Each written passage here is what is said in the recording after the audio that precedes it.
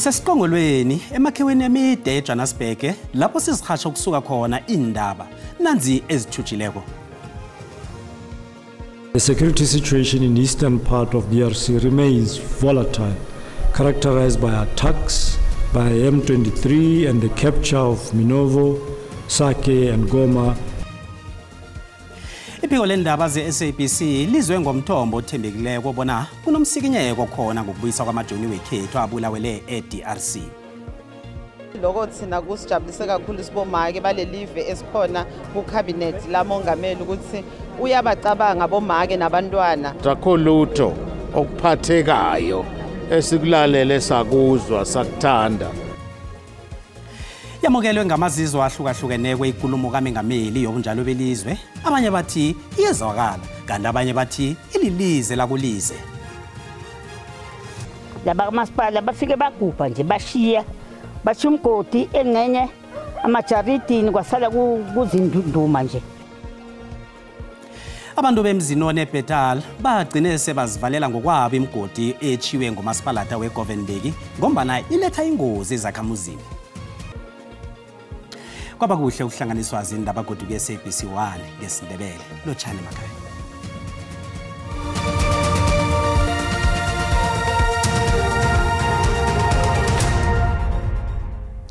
Iphiko lendaba le-SABC lizwe ngomthombo othembekileko bona liyaraga ihlelo lokubuyiswa kwamajoni weSouth Africa abulawele eDRC.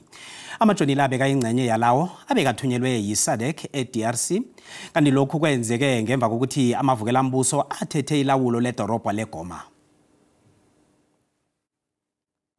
Kube izinhlungu ezingapheliko nekambiso ebudisikhulu emndenini yamajoni we-SANDF abhubhele eMpumalanga eDRC. Imphathi amandla zeSouth Africa zimemezela amabizo amajoni asele ekundleni la ngeveke epheleleko. Ikambiso yokubuyisa ababhubhile kwaba idoswa phambili ihlanganisela yenitshaba ezibumbeneko. Kulendeleke bona basuswe eUganda ngesiphaphamtshini balethwe eSouth Africa. Ithomile imbizo eyihlanganisela yamazwe ancane ngeSouth yeAfrika noweMpumalanga yeAfrika eDar es Salaam eTanzania. Abongqongqoshe benhlanganisela embilezi zamazwe nabanye abahola abaqhakathekileko batsimelele ekutheni ingcenye zeMpumalanga yeCongo zifanele ukuthula kwasafuthi.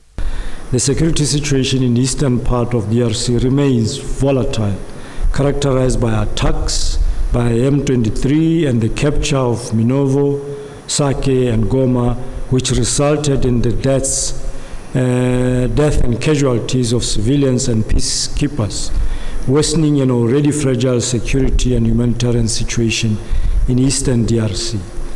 Isikhulu seSADC sithi imbizo le futhi ibe nemphumela emihle ukwenzela abahlali beCongo ababodlana. Nakusenjalo, isikhulu sehlanganisela amazwe eMpumalanga yeAfrika sithi bazibophelele kusebenzisaneni ekurarululeni umraro weCongo. The ESC Summit of Heads of State meeting in an extraordinary session on 27th January 2025 deemed it necessary to address the matter in complementary partnership with SADC counterparts based on the shared values and concerns. Kanti abaholi bamazwe eSADC ne-East African Community bazokuhambela ikambiso le ngomgqibelo. Umengameli uCyril Ramaphosa ukhombele amaSouth Africa bona aphume ngobuningi bawo abe yingcenye yembizo yelizwe elilindeleko. uRamaphosa uthi lokhu kuyokusiza isizukulwane isizako. Nabekathulwa ikulumo yakhe yokuthoma yobunjalo belizwe embusweni webumbano izolo, uRamaphosa uthe uhulumende uzokusiza ithemu le ukucedelela izinto azithomako. Umengameli uCyril Ramaphosa uthoma ikulumo yakhe yobunjalo belizwe ngokukhombela amaSouth Africa bona abuya ahlela indlela etsha yelizwe. Ukhombela ilizwe bona lijame amagugwini nalo ngesikhathi la ilizwe lihlatshwa ngezinto ezingekho ephasini zombelele. Uthi lokhu kuholela ekuphunguleni itshisakalo elizweni nokwehliswa kwenzathu zokusa ilizwe liphambili. We are as South Africans a resilient people and we will not be bullied.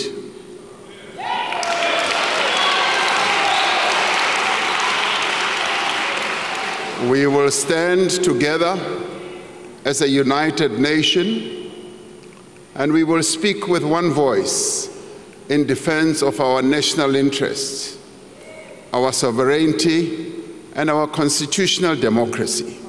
Ikulumo kaMengameli ilandela umhlangano weKhabinethi welekgotla kunye nokutlikitlwa komthethomlingo oqhakathekileyo napheze kokuthi ezinye inhlangano eziyingcenye yombuso ebumbano ziphikisa igadango likaMengameli lokutlikitlwa umthethomlingo wokuthathwa kwenarha. I call on all South Africans, united in our diversity, to come together in the national dialogue that we are going to have to define a vision for our country for the next 30 years. Nakakhuluma ngomraro wamazwe elizweneli, uRamaphosa uthi kufuze kusetshenziswe amandla nensiza ezifanako ezisetshenziswa ukuqeda ukuqindeliswa kwegezi. We are investing heavily in expanding our water resources. Wherever one goes in our country, we often hear our citizens raising the issue of water continuously. So we are raising this issue to a much higher level. And like we did with electricity, I know and I am hopeful that we will resolve the water crisis that we have. uMengameli uthi eminyakeni emihlanu ezako isekelo lonke lizokunikela omasipala. We will also review the funding model for municipalities. We will do so because many of our municipalities truly do not have a viable and sustainable revenue base. Inhlangano zepolitiki eParliament zizwakalise amazizwe ahlukahlukeneko ngenkulumo kaMengameli yobunjalo belizwe. Abanye bathi inkulumo yakhe bekuzimfiso nje, kanti abanye bathi uMengameli uhlala senza inithembiso angaziphumelelisiko. Bathi uRamaphosa uthembisa imisebenzi kodwa ubulala umnotho welizwe. Khulume kakhulu ngabomake ushido ukuthi bomake abantu labaphikela nokukhubateka nabo bahlala bahlukumetekile kokunye bebangatholi lamathuba okwasomabhizinisi. Siuhulumeni washo koMongameli ukuthi utaniketela ngamathuba amaningi kubomake ukuthi basupporteke, bomake bathole amathuba ukuthi babe namabhizinisi, bomake bacasheke, bomake nalabo asebenza khona bathole liholo lelilingana nelabanye. Sifuna ukusho ukuthi lokho thina kusijabulise kakhulu sibomake balelive esikhona kuKhabinethi laMongameli ukuthi uyabacabanga bomake nabantwana. I think what we need is urgency now.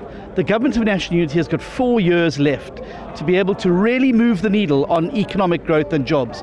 And so I would like to see a lot more urgency on port concessions, on rail networks being opened up so we can get our products around the country and to the ports and harbours. CMK phatha kholuto okuphathekayo esikulalele sakuzwa sakuthanda kusho Mongameli. Ispeech sakhe inkulumo yakhe ibi-empty, ibi-hollow. There is no plan. The president doesn't account for what he said before this State of the Nation address. In the previous Nation of Address was Tinswalo, the other one was Tumamina. There is no accountability, none whatsoever. Re batla gore a re bontsha gore o tlo go dirang go tlogela gompieno go hella ka jaretla. Ga o leba ga re bua ka tsa thuto e ne le tšhono ya gore mo president a re tla go etsa from 30% re ise go 50%. Ga re bua ka tsa economy a re sa bua ka 3%, a re bua ka 5%, re bontshe batho gore re batla go dira ditiro ebile re itse go di tlo go tswa kae. Ga re bua ka tsa gore go tlo go diragala jang mo Africa, nka be re tse re tshwetsa gore a re buse masola a rona re wa busitse mo lapeng gore re rarabole mathata a rona mo lapeng. Khankgolo ke boneng gompieno gore mo president o nana la maikaelelo a go bua kgapetsa ditshepiso tse dintsi re sena bone gore o tlo go fella ka go tswa fo. President o address among issues and re expectile and how batho manne ba mametse hantle ge nne a bolela ka corruption go ile go bana le lerata ba re phala.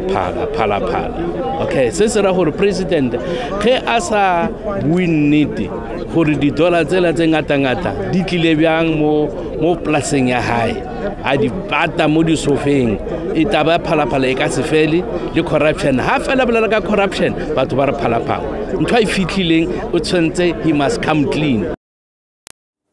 Akhe sizwe ke mbukeli bona umbono wakho uthini ngokuthi uyizwe njani inkulumo yobunjalo belizwe kaMengameli izolo nakumbono wakho uyalandela.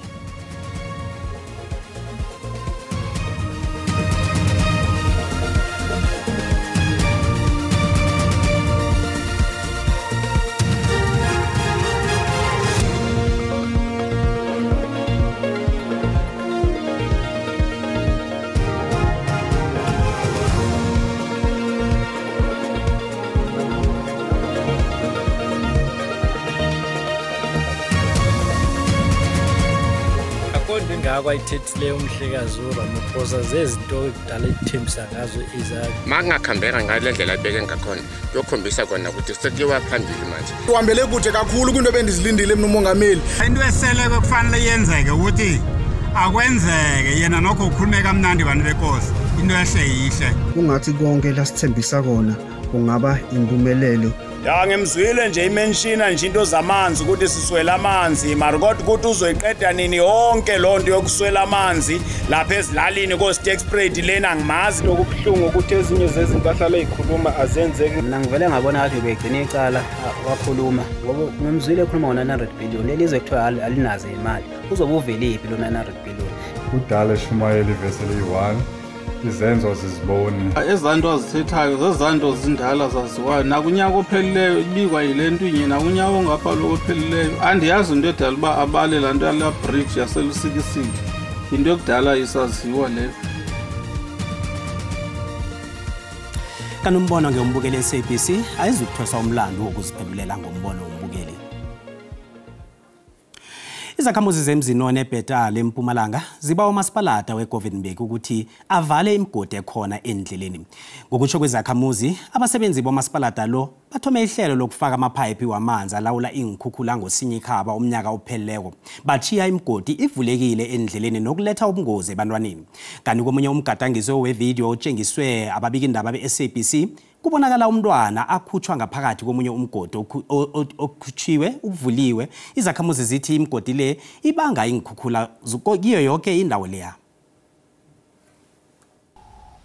Umphakathi endaweni le wenza imizamo yokuzivalela wona ngokwawo imigodi. Izakhamuzi zemzinoni eWard 26 zithwenyekile ngokuphepha kwabantu babo kunye nenilwana. Basola umasipalata ngokubhalela ukuqeda umsebenzi wawo. Ngokutsho kwezakhamuzi umasipalata lo weza ukuzokufaka amaphayiphi wamanzi alawula ingikhukhula kodwa khange baqede umsebenzi. Esinye isakhamuzi silila ngokuthi kuchiwe icucu ejardini lakhe nedrain evulekileko. Isiphethe kabuhlungu kabi le ndaba laba masipala bafike bagubha nje bashiya umgodi engenye amajaridini kwasala kuzindunduma nje. Izakhamuzi zibawa umasipalata ukuthi afumane isisombululo endabeni le. Si-consent ngomgodi le eshiye umasipala la mayevule lungisa amaphayiphi ukuthi manje iseli safety yabantwana. Si-consent futhi nange-center lapha balimeze khona i-wall. Sicela ukuthi mabangabuya bavale lezi zinto balungise lama damage abawenzile ngalesikhathi bebhizi ngeconstruction. Le migodi ingozi nasebantwaneni iyadipa yonke into ayihambi kahle benza amahafu bashiye. Umasipalata weGovernment uthi uyazi ngendaba le begodu bayayilungisa. Si-Government municipality sisohlelweni lokulungisa indaba yokuhanjiswa kwamanzi ngenxa yeinhlekelele esesibe nazo ngaphambilini ngenxa yezimvula lezi esizibonayo sesithanda ukuba nkudlwana ngaphezulu kwaloko ebesikujwayele. Nebekathula inkulumo yobunjalo besitshaba izolo umengameli uCyril Ramaphosa uqinisekise ukuthi bazokuthula amahlelo aqinisekisa ukuphakelwa kwezenzelwa zomphakathi. Nasibuya entolo. It's greed, it's a desire to make a quick buck, but it's also to capitalize on the desperation of people. Ibandla eliqale ezendlela lithi akusike ukuthi amapolisa wendlela akaholi kuhle njengoba athanda ukufunjathiswa nje ukuthi nje athanda imali khulu.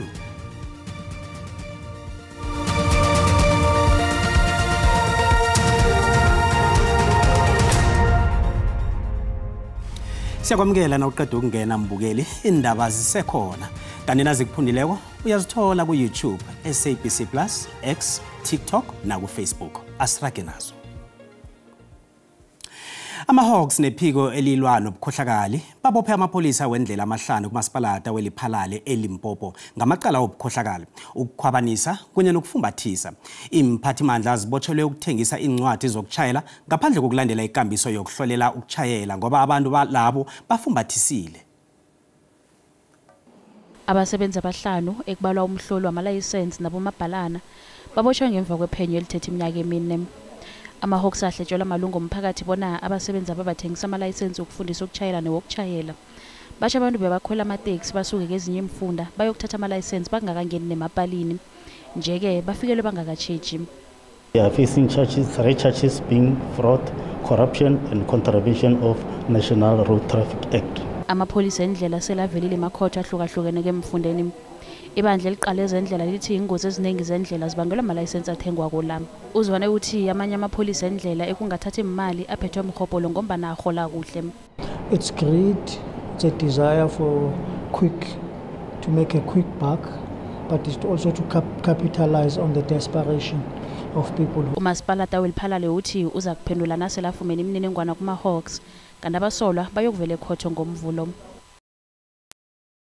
Isiqhema sabosomakhemisi abangasebenzi kweMpumalanga simatshele emnyangweni wezempilo esifundeni eMbombela ukuyokunikela ngencwadi yenililo zabo. Bafuna umnyango lobona ubaqatshe.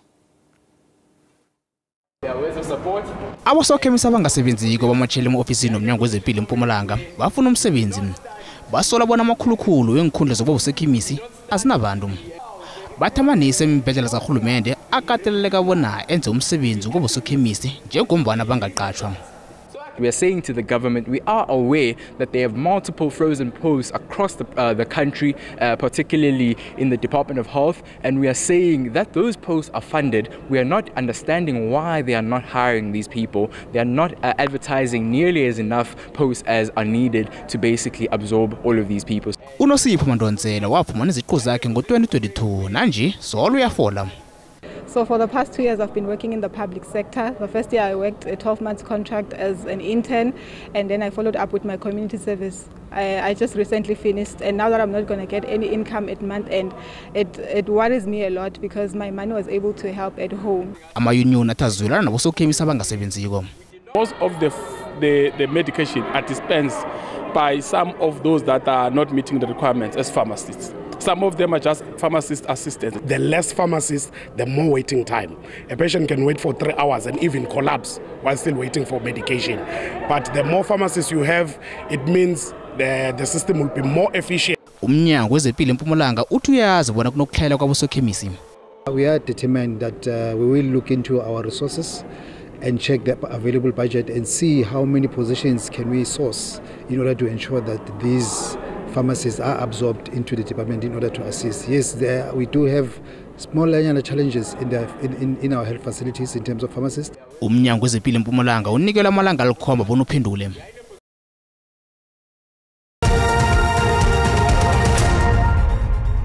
Kezemali iranda liqinile nalinganisa nezinye imali ezikulu.